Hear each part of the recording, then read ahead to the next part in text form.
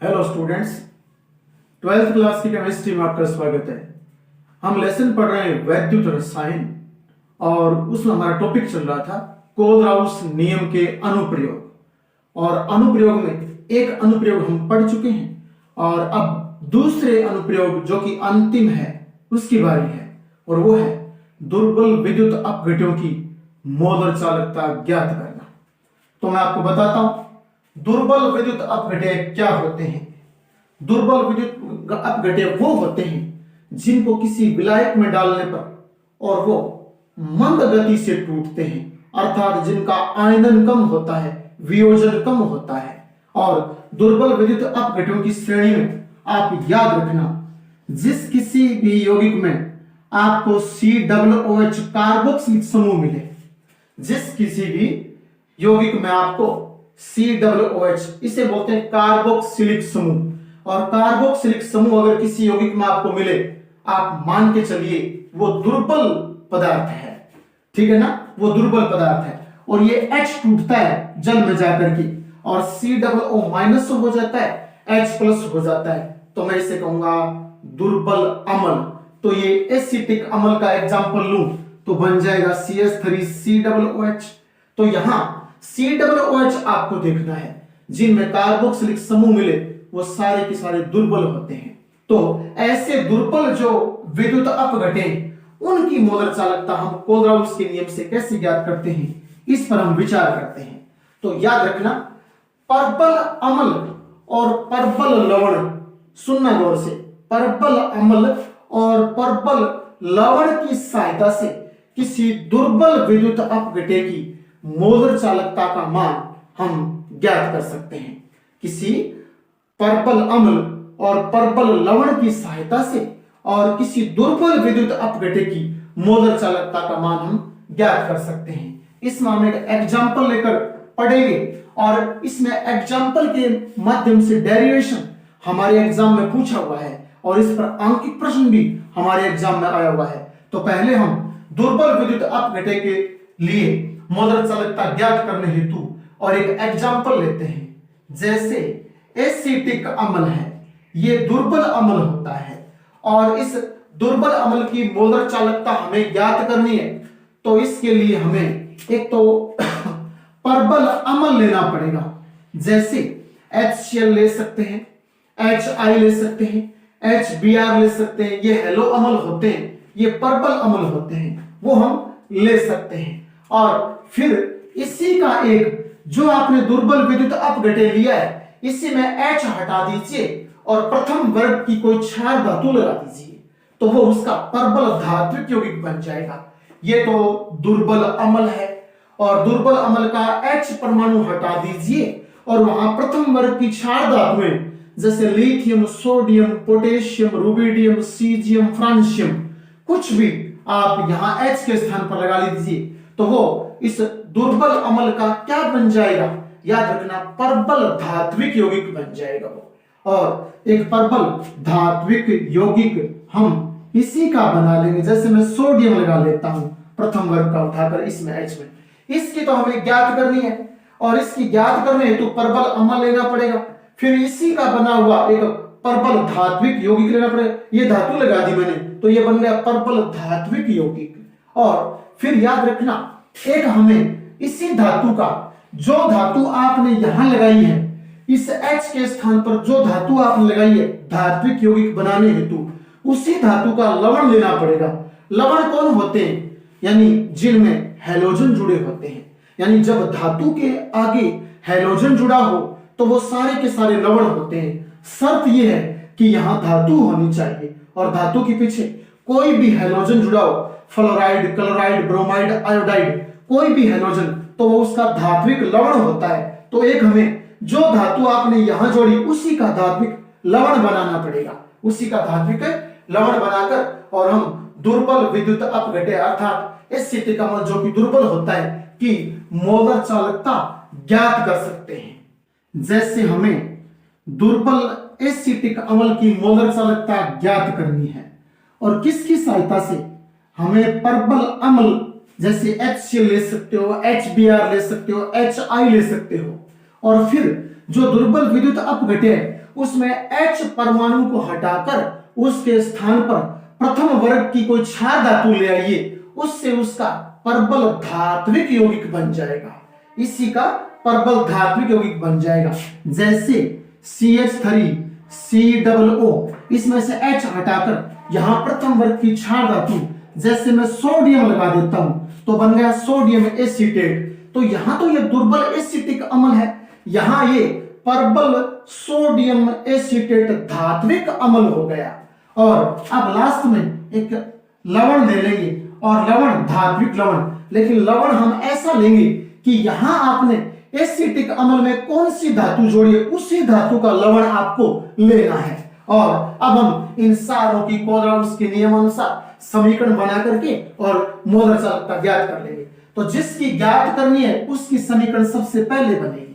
तो कैसे, मैं लिखता हूं लैम्डा अनंत CH3COOH, और इसे तोड़ूंगा आयनों में, तो लैम्डा अनंत CH3COO माइनस और प्लस लैम्डा अनंत H प्लस। इस प्रकार से दुर्बल विद्युत अपघटक की मोलर चालकता हमें ज्ञात करनी है, तो उसकी समीकरण सबसे पहले बनेगी, वो हमने बना ली, समीकरण 1 बोलते हैं इसे।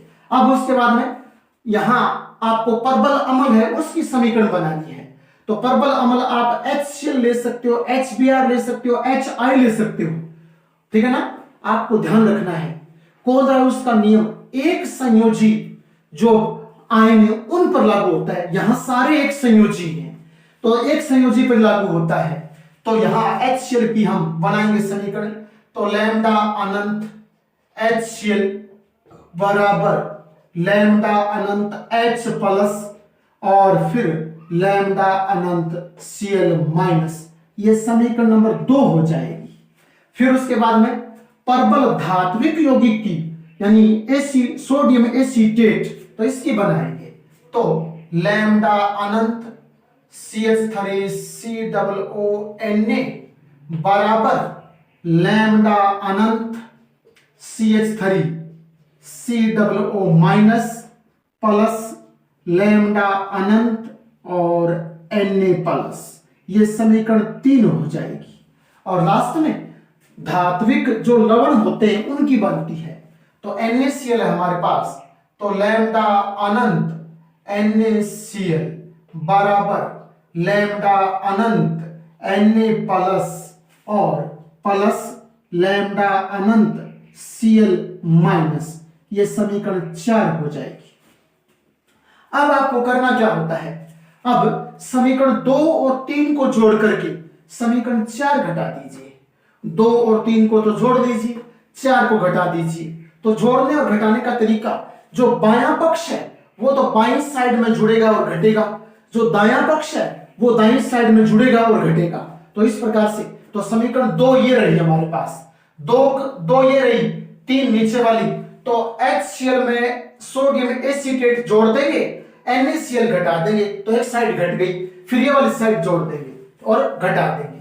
तो यहां मैं लिखूंगा लैम्डा अनंत HCl प्लस लैम्डा अनंत सोडियम एसीटेट और माइनस लैम्डा अनंत NaCl, ठीक है ना।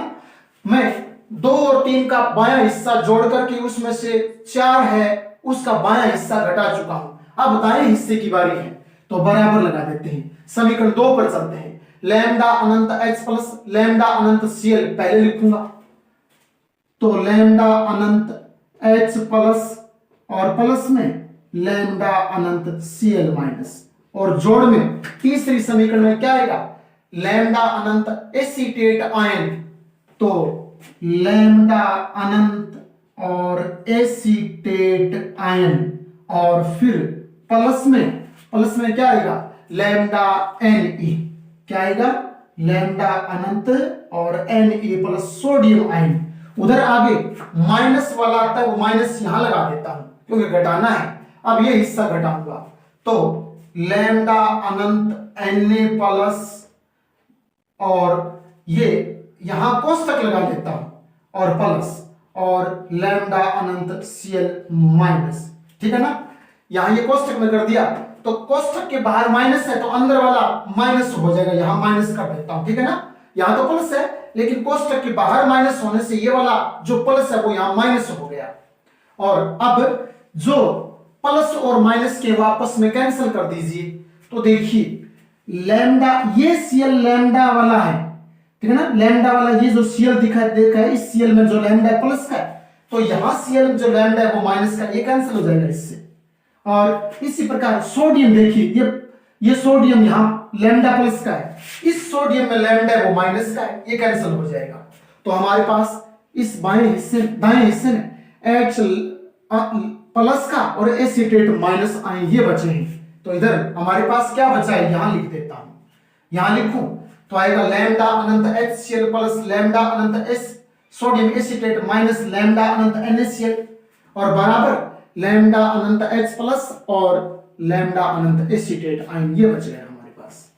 तो यहां लिख देता हूं लैम्डा अनंत HCl प्लस लैम्डा अनंत एसीटेट आयन और सोडियम एसीटेट है, सोडियम एसीटेट प्लस और माइनस है माइनस लैम्डा अनंत में NaCl। तो ये आ गया। अब बराबर क्या बचा है, बराबर बचा है एक तो आपके ये लैम्डा अनंत H प्लस और प्लस में लैम्डा अनंत एसीटेट आयन, ठीक है ना, एसीटेट आयन। तो अब देखिए समीकरण 1 से देखिए आप, समीकरण 1 में एसिटिक अम्ल के बराबर क्या है, एसीटेट आयन और H प्लस। हमारे यहां देखिए बराबर में यहां क्या है, बराबर में यहां बराबर में है H प्लस और एसीटेट आयन। तो इस H प्लस और एसीटेट आयन के बराबर और ये वाला एसिटिक अम्ल लिखा जा सकता है। तो समीकरण 1 से, किससे, समीकरण 1 से, तो समीकरण 1 से लिखेंगे तो यहां आ जाएगा ये वाला हिस्सा तो सेम आ जाएगा, कौन सा, तो लैम्डा अनंत HCl प्लस लैम्डा अनंत एसीटेट आयन और वो भी सोडियम का माइनस लैम्डा अनंत NaCl और बराबर आ जाएगा लैम्डा अनंत एसिटिक अम्ल। तो ये लास्ट में हमारी समीकरण बन गई ये वाली। और इस समीकरण की सहायता से हम किसी दुर्बल विद्युत अपघटक की मोलर चालकता ज्ञात कर सकते हैं। ये कोलराउस के नियमानुसार है। दुर्बल विद्युत अपघटक की मोलर चालकता ज्ञात करने के संदर्भ में एक अंकित प्रश्न, और ऐसा प्रश्न हमारे एग्जाम में पूछा गया है।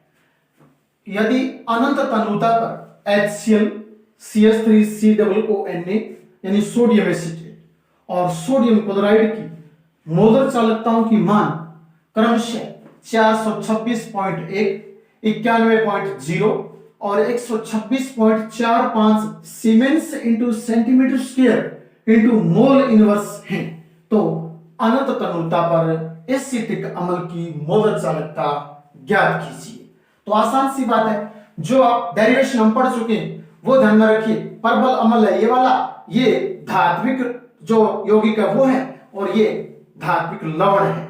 तो समीकरण बनाओ कोलराउस के अनुसार, तो आप ऐसे लिखना लैम्डा अनंत, पहले HCl वाला है तो लैम्डा अनंत HCl, ठीक है ना, प्लस में कर लेंगे इसी की, तो लैम्डा अनंत और सोडियम एसीटेट, सोडियम एसीटेट, और इसमें से याद रखना माइनस कर देना धात्विक लवण की, तो लैम्डा अनंत और NaCl और बराबर जिसकी ज्ञात करनी है वो आ जाएगी, तो वो हो जाएगी लैम्डा अनंत एसिटिक अम्ल, लैम्डा अनंत एसिटिक अम्ल।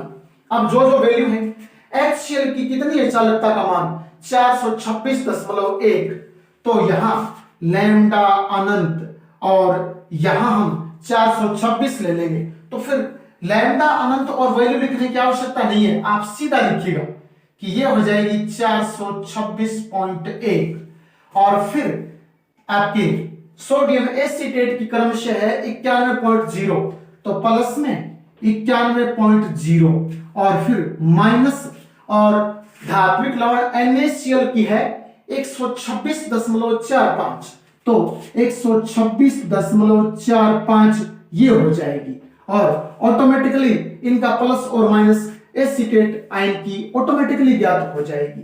तो ये आप योग करोगे तो कितना बन रहा है, ये बन रहा है 517.1, 517.1 दोनों का योग बन रहा है इनका, माइनस 126.45। जब आप घटाओगे तो ये हमारे पास बच जाएगा 390.65, और मात्रक क्या आएगा, मात्रक ऊपर दिया है siemens into centimetre square into mole inverse, तो यहां आ जाएगा siemens into centimetre square into mole inverse, mole inverse, ये आंसर आ जाएगा। और ऐसे आंतरिक प्रश्न हमारे पीछे के एग्जाम में पूछे गए हैं। जैसे प्रश्न दिया है 0.02 मोल प्रति लीटर मेथेनोइक अम्ल, मेथेनोइक अम्ल HCOOH होता है। मेथेनोइक अम्ल की मोलर चालकता 46.1 siemens into centimetre square into mole inverse है।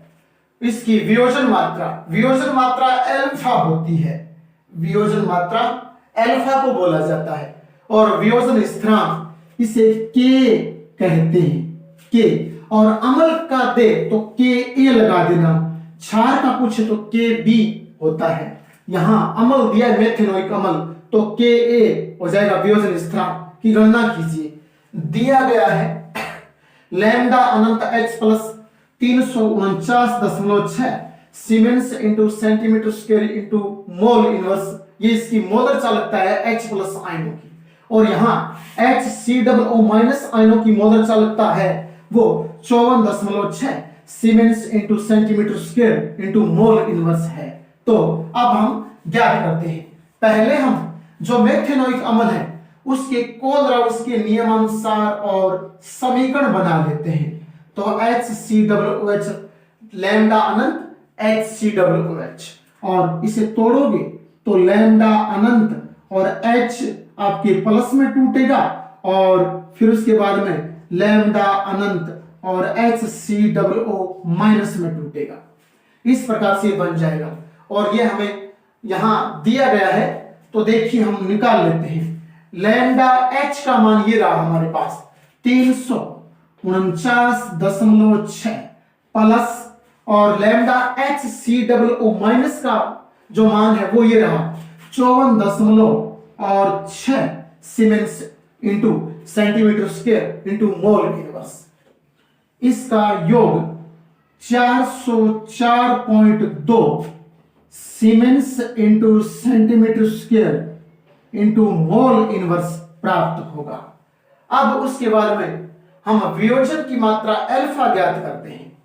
तो याद रखना, वियोजन की मात्रा अल्फा बराबर एक सूत्र होता है जिससे हम कहते हैं कि यौगिक की दी गई मोलर चालकता, जैसे ये रही हमारे यहां दी गई मोलर चालकता का मान ये है, यौगिक की दी गई मोलर चालकता बटे में अनंत तनुता पर मोलर चालकता। और याद रखना, अनंत तनुता पर मोलर चालकता को सीमांत मोलर चालकता कहा जा सकता है। तो दी गई यहां जो मोलरता है वो आ जाएगी, और उसे हम लैम्डा m से भी लिख देते हैं, कंफ्यूज मत होना, वैश m से भी लिख देते हैं। दी गई जो सांद्रता पर मोलर चालकता है उसे हम लैम्डा m से लिखते हैं, अथवा हम वैश m से भी लिख सकते हैं, ध्यान रखना। और फिर नीचे आता है दी गई सांद्रता पर मोलर चालकता ऊपर, और फिर नीचे हम लिखते हैं सीमांत मोलर चालकता या अनंत तनुता पर मोलर चालकता। तो याद रखना, लैम्डा अनंत m कर सकते हो या लैम्डा 0 कर सकते हो, वो भी सही है। और यहां वैश अनंत m कर सकते हो या वैश 0m कर सकते हो। अनंत तनुता पर मोलर चालकता यही होती है, सीमांत मोलर चालकता यही होती है। इसे दो तरीकों से दर्शाते हैं, लैम्डा अनंत m लिखो या लैम्डा 0m लिखो, एक ही बात है। इधर वैश 0m लिखो या वैश अनंत m लिखो, एक ही बात है। इस प्रकार से, और हमारे पास ये वैल्यू यहां दी गई है, तो वो वैल्यू हम रख देते हैं और ज्ञात कर लेते हैं। तो दी गई ऊपर लैम्डा m या वैश m वो होती है दी गई सांद्रता पर मोलर चालकता। ये रही दी गई सांद्रता, कितनी है हमारे पास है 0.02, ठीक है ना।